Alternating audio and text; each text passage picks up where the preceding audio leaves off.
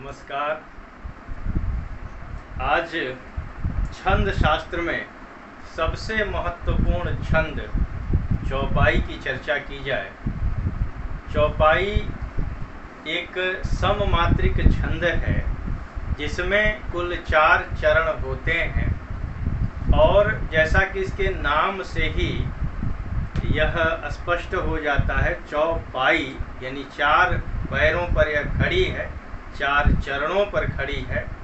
तो चौपाई सममात्रिक है, यानी इसके प्रत्येक चरण में मात्राएं बराबर होती हैं और इसके प्रत्येक चरण में 16 मात्राएं होती हैं। चरणों के अंत में गुरु गुरु वर्ण होना यह उत्तम माना जाता है, लेकिन कभी कभी हम देखते हैं कि चरणों के अंत में गुरु गुरु वर्ण नहीं है, किंतु यह स्थिति केवल 2 चरणों में होती है। 4 चरणों में पहले 2 चरण में यदि अंत में लघु लघु आता है लेकिन मात्राएं 16 ही आती हैं। तो हनुमान चालीसा का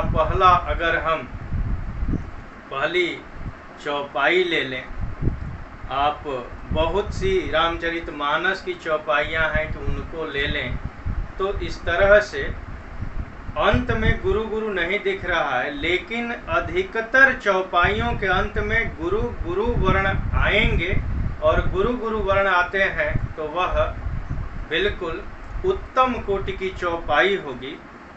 चौपाइयों में हिंदी साहित्य के भक्ति काल के 2 साहित्यकार, एक जायसी जिन्होंने पद्मावत की रचना की और दूसरे तुलसी जिन्होंने रामचरितमानस की रचना की, और उन्होंने चौपाइयों में ही लिखा।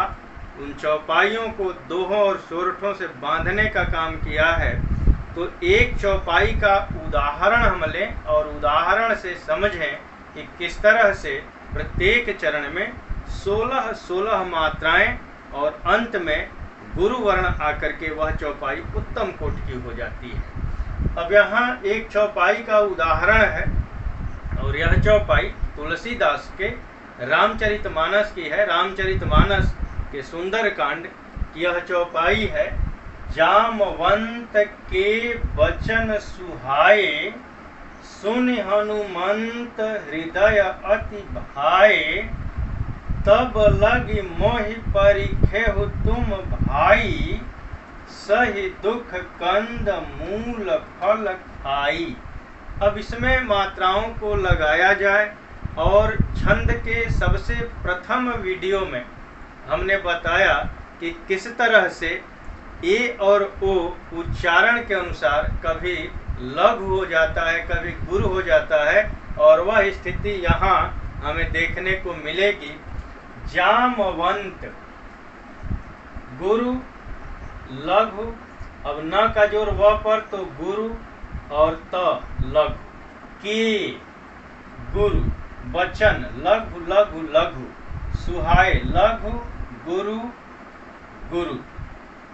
2 3 5 1 6 2 8 2 10 2 12 2 14 2 16 मात्राएं हो गई। दूसरे में सुनी लघु लघु, हनुमंत लघु लघु, गुरु लघु, हृदय लघु लघु लघु, अति लघु लघु, भाई गुरु गुरु। 2 2 4 2 6 1 7 8 9 10 11 12 और 4 16। अब तीसरे चरण में देखें, तब लघु लघु लगी लघु लघु मोहि। अब मोह का उच्चारण चूंकि जल्दी हो रहा है इसलिए यह लघु होगा, और ही मोहि लघु लघु, परिखेहु लघु लघु लघु लघु, तुम लघु लघु, भाई गुरु गुरु। 2 2 4 2 6 2 8 2 10 2 12 2 14 2 16 मात्राएं।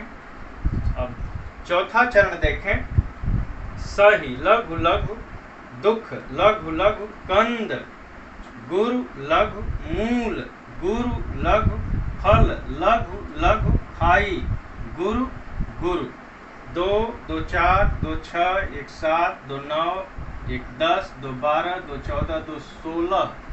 तो प्रत्येक चरण में 16 मात्राएं और चरणों के अंत में गुरु गुरु वर्ण आया है।